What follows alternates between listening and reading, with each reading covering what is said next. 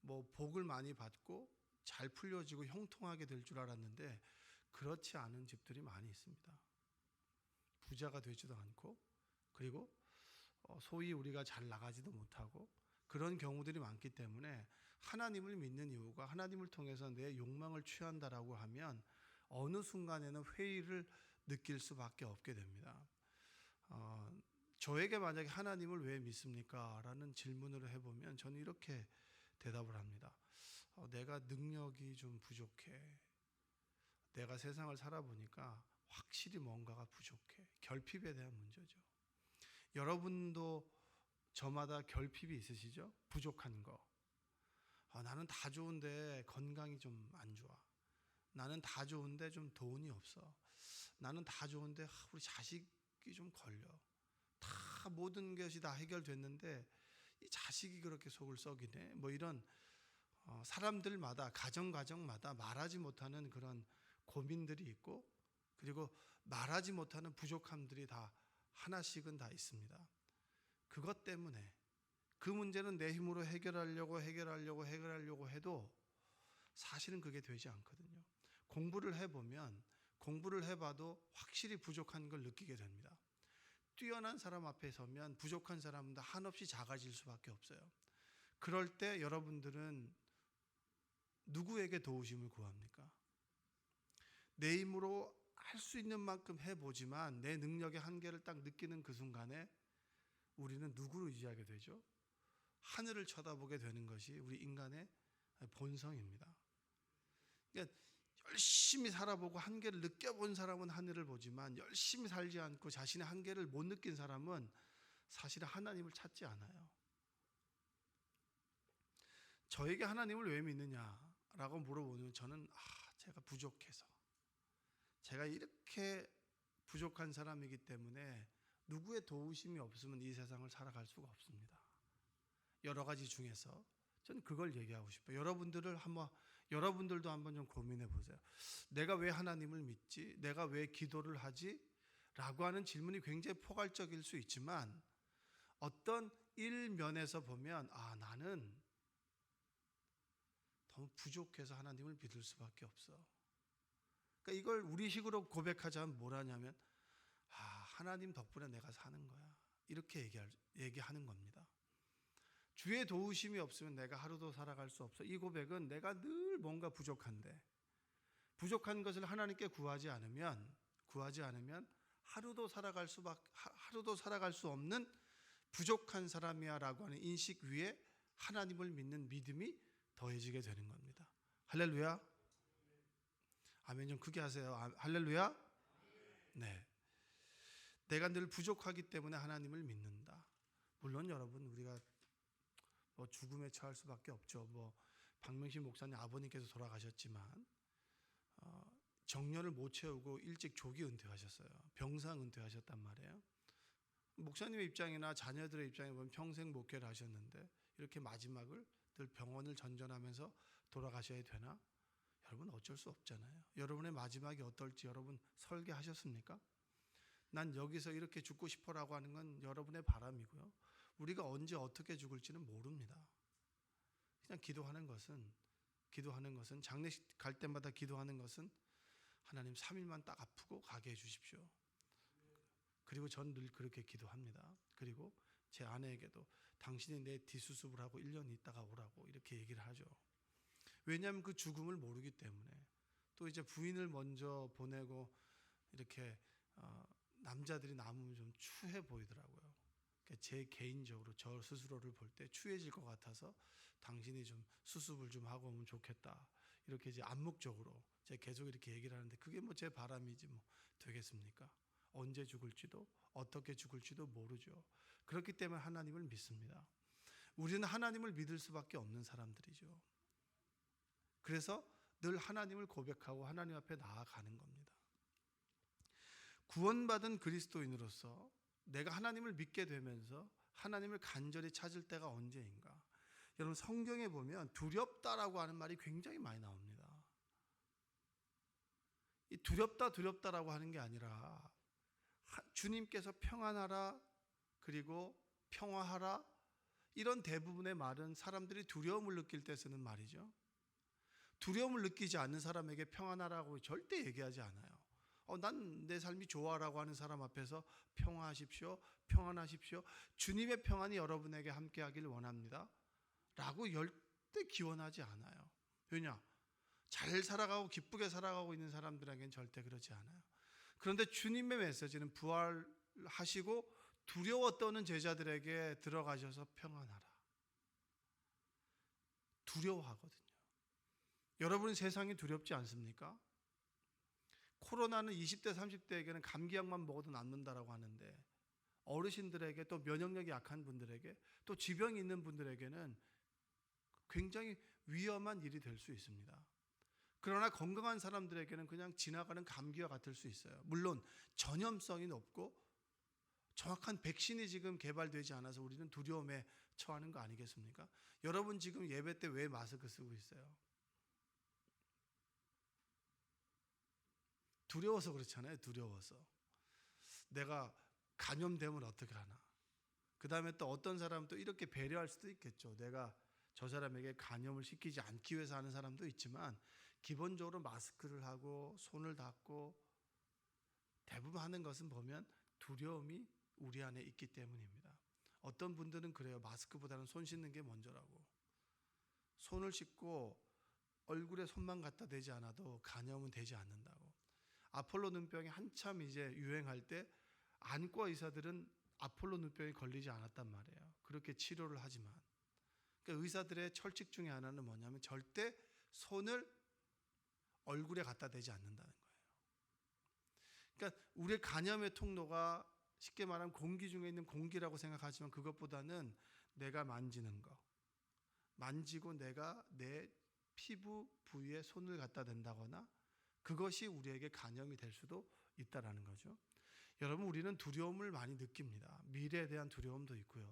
그리고 내 삶이 어떻게 될까라고 하는 그런 불확실한 것에 대한 두려움을 가지고 있습니다. 두려움을 가지고 있을 때마다 우리가 고백해야 되는 것은 뭔지 아세요? 주님, 우리에게 용기를 주옵소서. 한번 따라서 해볼까요? 주님, 우리에게 용기를 주옵소서. 그러니까 정확하게 얘기하면 하나님 나에게 용기를 주십시오. 따라서 해볼까요? 시작. 오늘 느헤미야가 이런 고백을 한 거예요. 성벽을 이제 거의 다 지었습니다. 이제 문짝만 달면 되는 거예요. 그랬더니 이제 마지막 완공을 앞에 두고 주변에 있는 대적들이 정말 어떻게 보면 발악을 하는 거예요. 사람들을 시켜요. 심부름꾼을 시켜서 어디 평원에서 오케이 목장에서 만납시다. 근데 느헤미야는 딱 그걸 듣는 그 순간에 두려운 거죠. 왜냐? 이 사람이 날 죽일 수 있겠다라고 하는 두려움 앞에 섰던 거예요. 그 두려움의 순간을 느끼는 그 순간에 하나님께서 함께 하셔서 이 사람의 의도가 무엇인지를 깨닫게 되는 거예요. 전 여러분들이 그런 지혜가 있기를 주님의 이름으로 축복합니다. 두려움 앞에 섰을 때 이 두려움이 하나님께서 나에게 주신 것인지 아니면 사람이 나에게 주신 것인지를 깨닫게 되는 거. 그 두려움 앞에 섰을 때 두려움에 물러서지 않고 두려움에 당당하게 맞서지만 느헤미야는 고백하기로 하나님 나에게 힘을 주십시오라고 고백하는 거예요.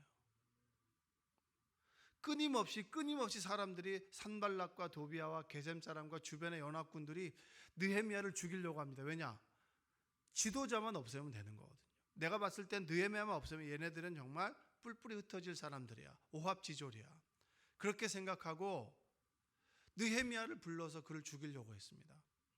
끊임없이 편지를 보내죠. 그게 바로 2절과 7절의 내용입니다. 9절을 한번 읽어볼까요? 우리가 9절. 이는 그들이 다 우리를 두렵게 하고자 하여 말하기를 그들의 손이 피곤하여 역사를 중지하고 이루지 못하리라 함이라. 이제 내 손을 힘있게 하옵소서 하였노라. 이제 내 손을 힘있게 하옵소서라고 하는 표현을 세 번역으로 보면 이렇게 얘기합니다. 따라서 하나님 나에게 힘을 주십시오. 여러분 두렵고 힘들 때마다 이렇게 고백하세요. 하나님 나에게 힘을 주십시오. 여러분 기도할 때 이렇게 기도하세요. 두렵고 힘들 때 하나님께서 느헤미야가 하나님 나에게 힘을 주십시오라고 기도하셨을 때 하나님께서 느헤미야에게 함께하여 주셨듯이 나도 느헤미야처럼 부르짖습니다. 하나님 저에게도 응답하여 주옵소서.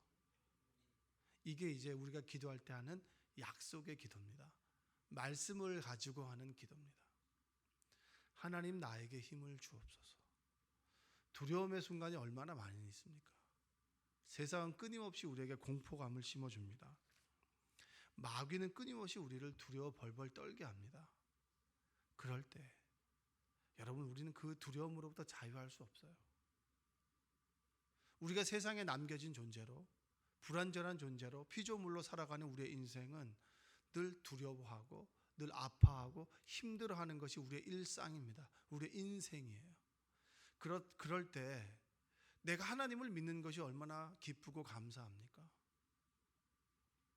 코로나로 인해서 경제적으로 불편함을 느끼는 분들이 얼마나 많아요. 정말 감사한 것은 저와 제 아내가 늘 고백하는 것 중에 하나는 그거예요. 있으면 먹어, 없으면 굶어. 근데 이 단순함이 여러분, 이 단순함의 고백이 쉽게 고백되어지는 게 아니에요. 하나님이 내 인생 가운데 늘 함께 하셨고, 그리고 두려움의 순간마다 하나님을 의지하고 하루하루 살아온 믿음의 고백이 그래 있으면 먹어 없으면 굶어. 그런데 하나님 우리를 굶기시지 않아. 이게 우리 가족의 고백이에요. 여러분들도 마찬가지 아닙니까? 힘들고 어려울 때 내가 당연히 들어갈 수입이 들어오지 않을 때 얼마나 우리가 두렵습니까? 써야 될 때는 있고 먹어야 될 때는 있는데 들어오는 수입이 없어. 얼마나 힘들고 어려워요. 그때 여러분 하나님 나에게 힘을 주십시오. 그런 고백이 여러분에게 있기를 주님의 이름으로 축복합니다. 여러분 이 고백이 얼마나 힘이 있는 줄 아십니까? 그 고백을 가지고 하나님을 의지하며 생각하면서 하나님 나에게 힘을 주세요라고 했을 때 그 고백 가운데 내 마음이 뜨거워지고 그리고 내 안에 뭔지 모를 평안함이 그대로 있어요. 그게 기적 아닙니까? 홍해가 갈라지는 것이 기적입니까? 세상은 똑같이 불안과 공포를 이야기할 때 우리는 평안해. 그게 기적 아닌가요? 많은 사람들이 배에 타서 배가 흔들려요. 사람들이 두려워합니다. 그러나 선장은 두려워합니까? 두려워하지 않습니까? 두려워하지 않아요. 왜냐? 금방 제자리로 돌아올 것을 알기 때문이에요. 하나님께서 흔들리는 세상 가운데 우리를 버려두시는 것이 아니라 흔들리는 세상은 그대로 있지만 나를 꼭 잡아주셔서 세상 속에 흔들리지 않게 만들어주는 것이 여러분 홍해가 갈라지는 것만큼 큰 기적입니다. 여러분들이 그 기적의 하나님을 고백하고 그 기적의 하나님을 의지하는 여러분들 되시기 원합니다. 두려움의 순간마다 하나님 나에게 힘을 주십시오. 하나님이 없으면 내가 단 하루도 믿음 가운데 살아갈 수가 없습니다. 그 고백을 드리는 그 순간에 하나님께서는 우리에게 함께 하셔서 평안을 주시고 우리의 일상을 두려움 속에서도 기쁨 가운데 고요 가운데 평안 가운데 살아가게 만드는 것, 그것이 아버지와 나와의 관계인 줄로 믿어요. 여러분 코로나가 여러 가지 우리를 힘들게 할 수 있습니다. 앞으로 더 많은 질병들이 있을 거예요. 그럴 때마다 고센에서 우리와 함께 하셨던 하나님, 그리고 우리가 걸릴 수도 있어요.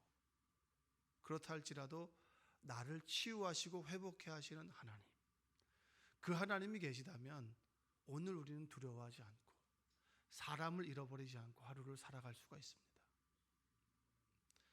느헤미야를 끊임없이 사람들이 넘어뜨리려고 그래요. 근데 믿음의 사람들에게 하나님께서 주시는 것이 있어요. 내가 믿음 가운데 있고 하나님과의 친밀한 관계 속에 있을 때 분별력이 생깁니다. 무엇이 생긴다고요? 분별력. 여러분 분별력 없는 사람들 참 많이 있어요. 이것이 하나님께서 원하시는 것인지 원하시지 않는 것인지, 멈춰야 될 때와 물러서야 될 때를 모르고 멈춰야 될 때 더 나아가고 그리고 내려와야 될 때 계속해서 올라가는 사람들이 있습니다. 그럴 때 우리는 추하다라고 얘기를 하죠. 느헤미야는 분별력이 있는 사람이었어요. 스마야라고 하는 선지자가 있었습니다. 그가 하루는 느헤미야를 찾아와서 얘기를 해요. 당신 주변의 사람들이 너를 죽이려고 하는데 네가 정말 피할 안전한 곳은 주님의 성소다. 성전 안에 있는 성소에 들어가면 너는 죽음을 피할 수 있어. 왜냐? 그들이 아무리 강해도 하나님의 성전에 들어가서 너를 해하지 못할 거야. 그때 느헤미야는 두려움 가운데 있었지만 자신이 가야 될 곳과 가지 말아야 될 곳들을 분별할 수 있었습니다. 여러분, 제사장이 아닌 느헤미야가 성소에 들어갈 수 있을까요? 들어갈 수 없죠. 내가 들어갈 수 있는 곳과 없는 곳을 느헤미야는 알고 있었고, 두려움 앞에서 내가 가지 말아야 될 것, 하지 말아야 될 것을 하는 것이 아니라 온전히 하나님을 의지함으로 내가 이겨 나가야겠다. 그리고 그들의 속셈은 스마야를 통해서 나를 꿰어서 성소에 들어가게 함으로 나를 욕되게 하는 것이 바로 그들의 속셈이구나라고 하는 것이 분별됐단 말이에요. 여러분들에게 하나님 주신 지혜와 분별력이 있기를 원합니다. 내가 가야 할 곳과 가지 말아야 될 곳, 내가 해야 될 것과 하지 말아야 될 것, 해야 될 말과 하지 말아야 될 말, 멈추고 가만히 침묵해야 될 것과 행동해야 될 것들을 분별할 수 있는 지혜가 있기를 주님의 이름으로 축복합니다. 그 지혜가 없으면 어른이 아닌 거예요. 어른은 자기 삶의 행동에 책임을 질 줄 아는 사람이죠. 그리고 성경에서 말하는 원죄를 뭐라고 얘기하는지 아십니까? 생각의 게으름이라고 합니다. 내가 이 행동을 했을 때 이 일이 어떤 일이 벌어질지를 모르는 거. 여러분, 저는 목회를 하면서 정말 중요시하는 것 중에 하나가 뭐냐면 관계입니다. 관계를 맺는 거. 관계를 맺는 것이 참 힘들어요. 목사님은 똑똑해야 된다라고 하지만 저는 그렇게 생각하지 않아요. 학자들이 똑똑해야 되죠. 목사님들은 열심히 노력하면 되는 거예요. 그리고 관계를 맺을 줄 알아야 되죠. 학자들은 책하고 관계를 맺는 사람들이고요. 우리는 사람들과 관계를 맺고 하나님과 관계를 맺는 사람들입니다.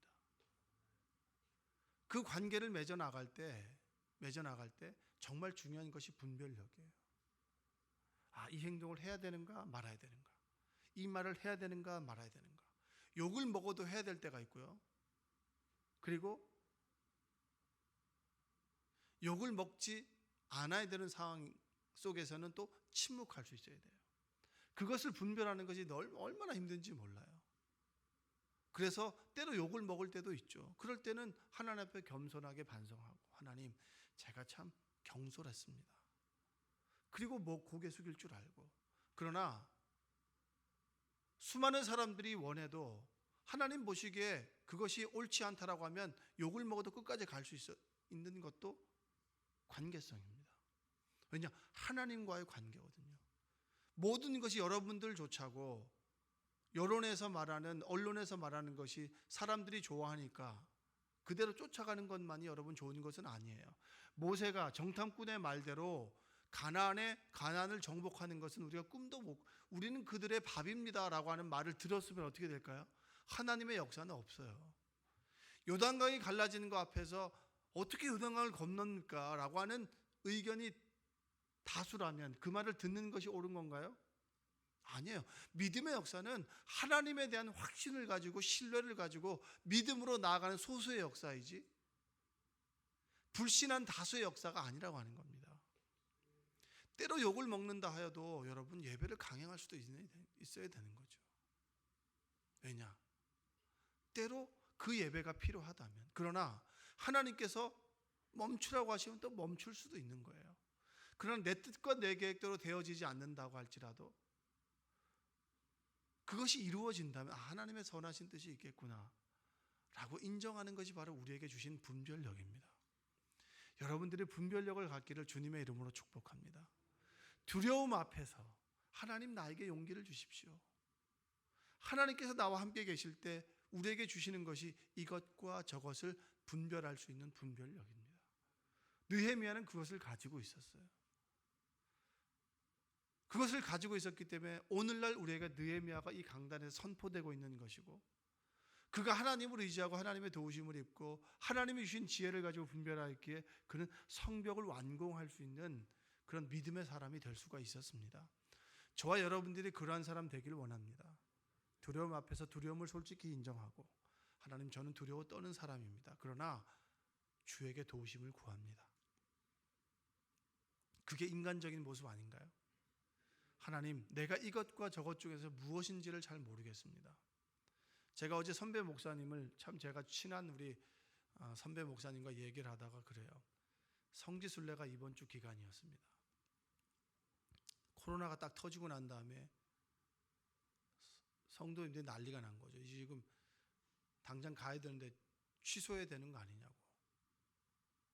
그러니까 막 여론이 이러는 거예요. 그리고 그때 잠깐만 계시라고. 제가 다음 날 오전 11시까지 기도해보고 그리고 말씀을 드리겠습니다.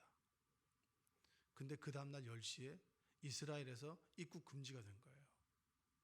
그리고 자연스럽게 이렇게 성지순례가 취소가 됐어요. 만약 그 전날에 우리가 취소합니다라고 했으면은 위약금이 엄청난 거예요. 근데 이스라엘에서 입국을 취소했기 때문에 그 400몇만 원이라는 돈 중에 10만 원만 손해를 보고 다 되돌려 받은 거죠. 그게 분별력 아니겠습니까? 모든 사람들이 원하지만, 그러나 시간을 두고 하나님께 묻는 거, 하나님께 때를 묻고 내가 어떻게 된지 묻는 거, 그게 분별력이에요. 분별력을 갖기 위해서는 기도하셔야 됩니다.